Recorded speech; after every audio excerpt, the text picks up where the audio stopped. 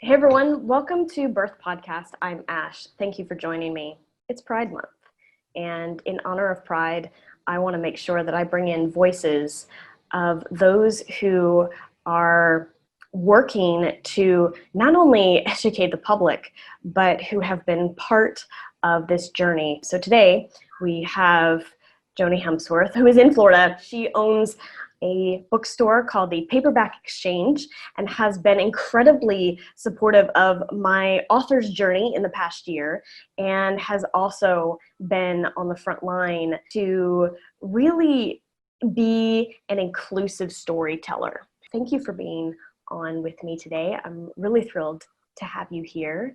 Thanks for having me. So tell me a little bit about where you grew up and a little bit about your background. I grew up in Central Ohio, the family that had a little manufacturing business, and my mom was a librarian, so kind of goes hand in hand here with the bookstore.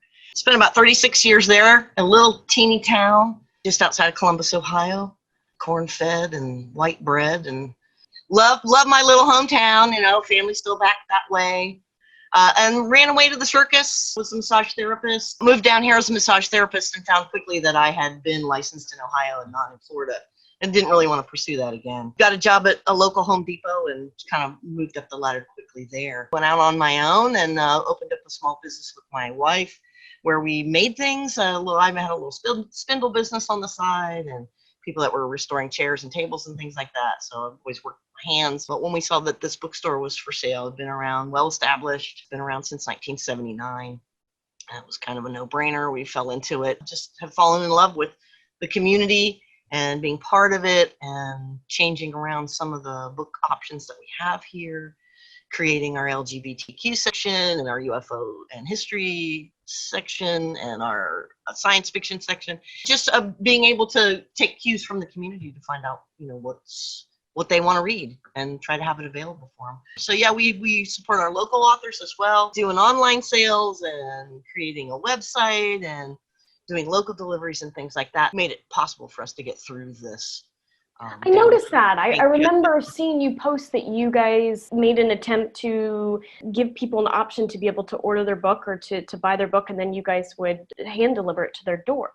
Yeah, it gave us a chance to reach out to our customers that were afraid to come out or couldn't come out, and it allowed us to still have our inventory available to them, even though they couldn't come in and peruse. We shut down actually a couple of weeks prior to the official shutdown, just out of looking at the science and not knowing how it was spread and how long it lives on plastic and paper and things like that, which is, books are basically paper covered in plastic on the outside. So we were more concerned with getting somebody else sick than becoming sick ourselves. But then that evened out over the long run when we saw how prolific it was and how quickly it jumped up when people weren't taking precautions.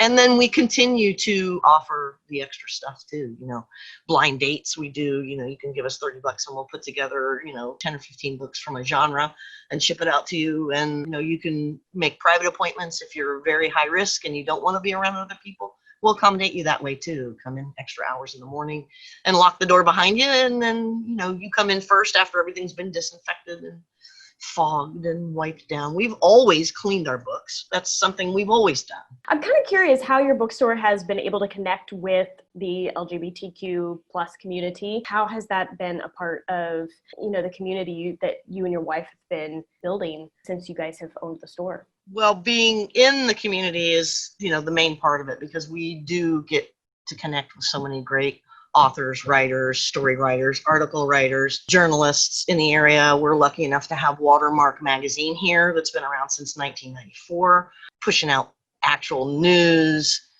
pertinent and news to the LGBTQ community. So we've been able to create space for people like Pasco Pride, who reached out to us to do Drag Queen Story Hour. There was a lot of controversy around that with local zealots. I call them radicalized evangelicals, coming around with bullhorns and screaming and yelling at people and making people feel shamed and terrible and attacking the business itself, which opened us up to some great PR from local journalists, local news stations, but also opened us up also to have white nationalist group come a couple times in the middle of the night, put posters up. Talk about how it started. We really walked into it just, knowing that we wanted to provide this for the community, not even thinking almost until like a couple of days beforehand, hey, we might have protesters, we might need to plan for that. Miss Stephanie Stewart, which is a longtime supporter of Pasco Pride and a member of the LGBTQ community here, and Vince Wajan, who did a lot of the music and has a real positive attitude with the kids. They reached out to Pasco Pride because they saw that there were drag queen story hours going on around. They didn't want to be sequestered into a bar at night to, dance for $1. They wanted to give back to their families during the daytime. And that's really what pushed us to do it here at the store. It was just a natural thing. It's books, it's reading, it's kids. So we put out the word on Facebook and let people know that, we would have a little bit of a snack and some music and reading. And we invited other businesses in the area too to sponsor our Drag Queen Story Hour. So it was really a whole community event where people were coming out for the first time maybe and seeing LGBTQ people in the daylight and see that they're just like everybody else. They have day jobs, they have families, their kids want to be read to. And we were also having some problems locally with the school board being attacked and local LGBTQ kids in schools being attacked because of the bathroom issues.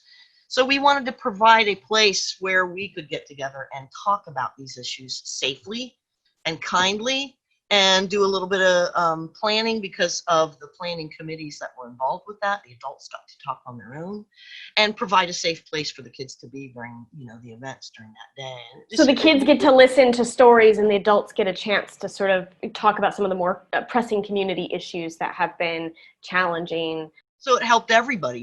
We didn't necessarily talk about that stuff in front of the kids because we wanted to create a place for them that was safe and happy. And adults weren't screaming and yelling at each other. And unfortunately with the protesters, coming out in droves and normally always during story hour, they would be out front. At times there were, 20 or 30 of them out there and we had to trespass them off of the property. And it just got to be too much all together for everybody to be able to be safe, not only thinking of them and even in their anger and in their, trying to shame us, I had to make sure they were safe as well as people on our side. We had such a great group of people that were willing to come out front during the protests and help protect us and help, keep it. So we had a safe place inside where it was quiet and it was kind and loving and such a dichotomy to walk outside. I would try to go in and out sometimes just to maintain the calm. And that was a big mistake. You wanted to just keep those two places separate and trust the folks out front that it wasn't going to get blown up out of proportion. But, our folks were sensitive to the fact that they couldn't react to that. But that's why they were out there screaming and yelling at us. But it was the people that were driving by in support of us. They would whip into the parking lot and get out and, raise their hand and go up and say, I'm here to protect you. And that's not what we wanted to do in front of our kids either, as important as that is. Can you explain some of the things that they were screaming and yelling? They would say things like, you can't cut off your penis and become a woman through a bullhorn to 4 and 5-year-olds coming in and out of the store with their, kids. Jezebel, I got called so many different names. It was it was hard because it was almost comical of the way that they were speaking to us. Like, really? Seriously, that's what you believe? I can hardly understand that you can believe that I'm like that, because I'm putting on this event for children. And pervert and, the whole gamut. You name it, I've been called that. by the likes of that. Have there been any kids that have expressed kids can get emotional. Sometimes they can respond to these ways, because it is a traumatic thing to not understand maybe what's going on, especially if they're young kids.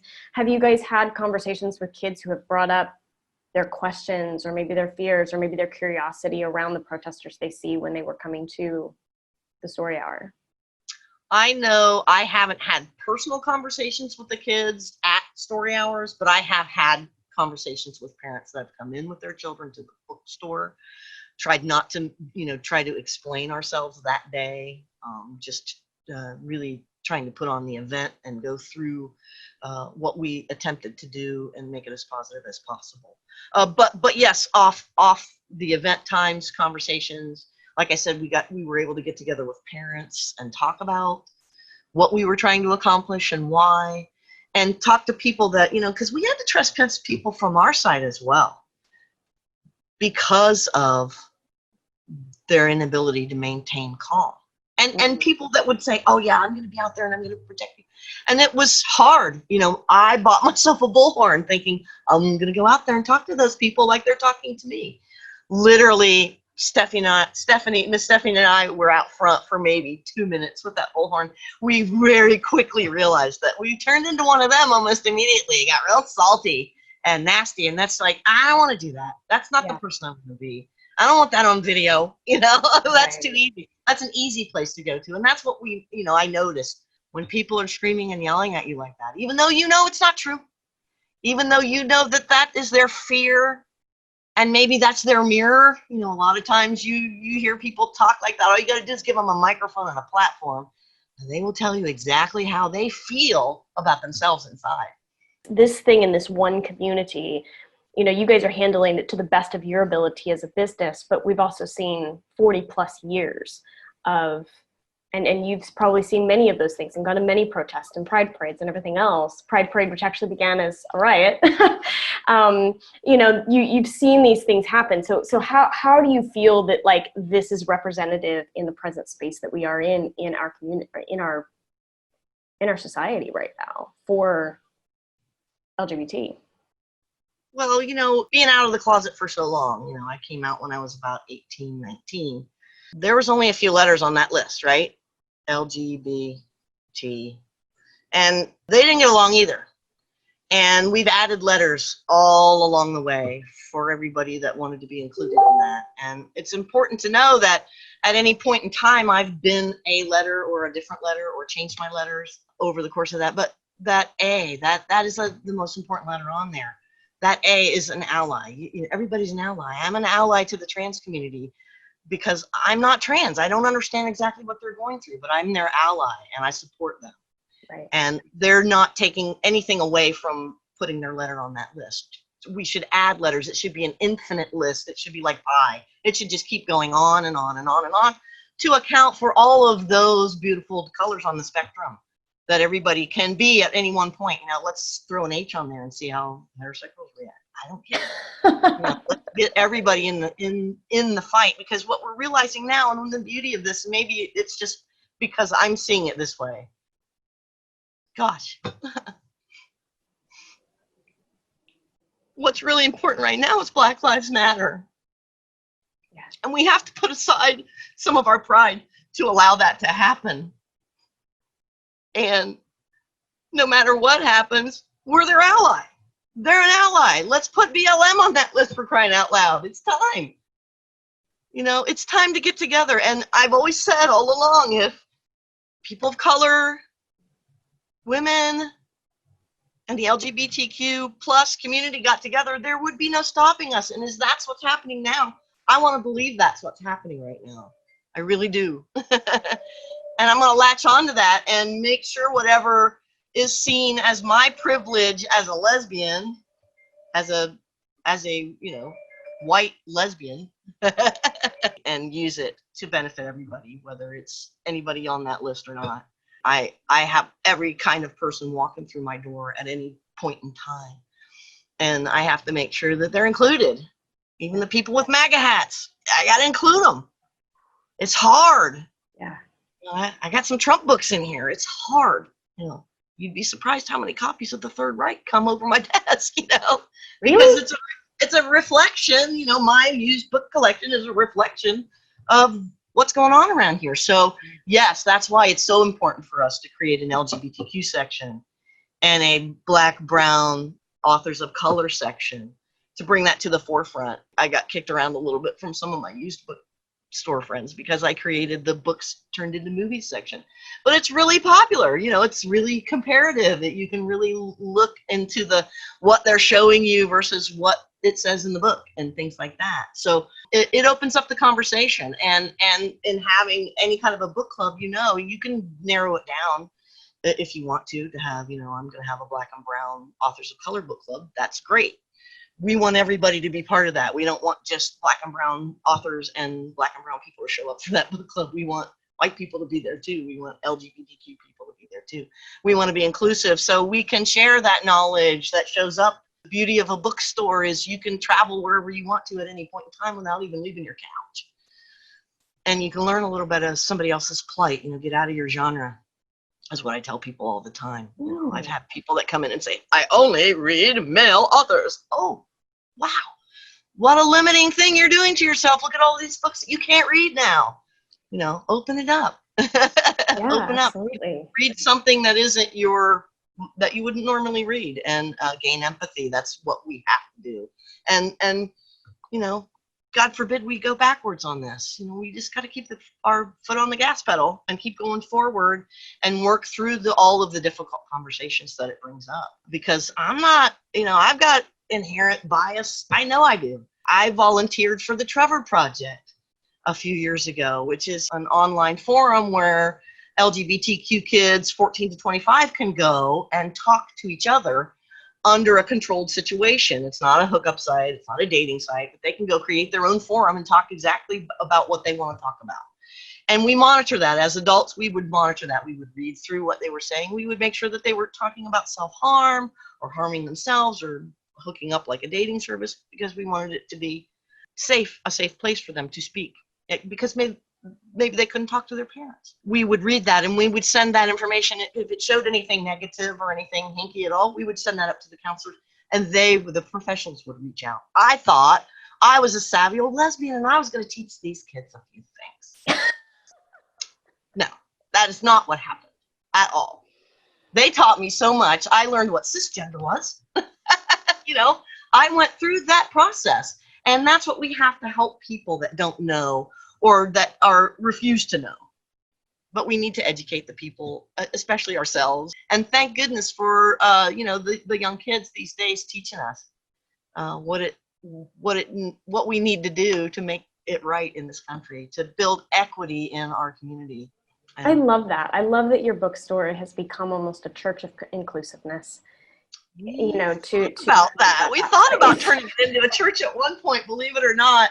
We looked into it because you can't protest a church, so that's how we were going to clean it up. But we really ran into the safety issue of the protesters being on the street and people possibly being harmed. People showed up with baseball bats and things like that. It was just a bad deal. So we de-escalated it. We moved it. We tried to do it at the city.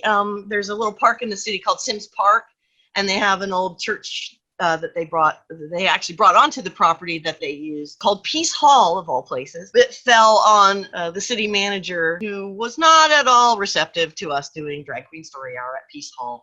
So we were looking at other venues. We were also looking at and making plans to do our Pride event right then in October. So we rented Sims Park to do our Pride event. Lo and behold, in renting Sims Park, we also rented Peace Hall. We were able to do Drag Queen Story Hour on the hour every hour that day in Peace Hall. There were people that came in drag. There was someone that dressed up as an elf like Legolas. It was wonderful. I dressed up as a dinosaur and read about dinosaurs to the kids because that's what is near and dear to my heart. So we were able to open it up a little bit to different types of reading hours and things like that. You don't have to be a drag queen. Nobody has to worry about whether you're teaching children to twerk at Drag Queen Story Hour, because that's not what it was about, okay? We moved it to the library. And in doing it there, it was very interesting because the protesters because it was a public library, allowed right in the room. That was unnerving. That was a whole different animal at that point. COVID, we were able to do, Stephanie and Jen were able to do Drag Queen Story Hour online on Facebook Live. So that was actually great, because the kids still got Story Hour. It wasn't as included. We didn't I don't know that we did sponsorships and things like that. I mean, still selling books. Of course, you couldn't do snack. Still did the music, but it allowed us to provide that to them in their home, in the safety of their home. And guess what? Nobody showed up. Nobody bombed us. Right. Nobody was screaming and yelling terrible things. So we didn't have to explain that side of it, which was kind of nice. That I think we should build on that until we can find a place, a private place, to be able to do it in safety without hearing that. That's their First Amendment right. I can't stop them from doing that. The way the laws are interpreted as far as statutes go that say they're not allowed to do that to you. I mean, it's funny because they don't want children to hear stories from drag queens, yet they are saying what sounds to be very inappropriate things, probably for young children to be not, listening to anyway from anyone other than their parent. You know what I mean? Totally projecting all of their fears on the community through that bullhorn. Is there anything you want to add that you really want to drive home as far as the message for this month, this space for your community, and just for anybody outside of Florida that is listening that needs to know about the work that you're trying to do? Use this platform, as long as it's here, to open up our community to what needs to be talked about, what needs to be said, what needs to be learned, what needs to be shared, really, and accepted. Like I said, tolerance is a slippery slope.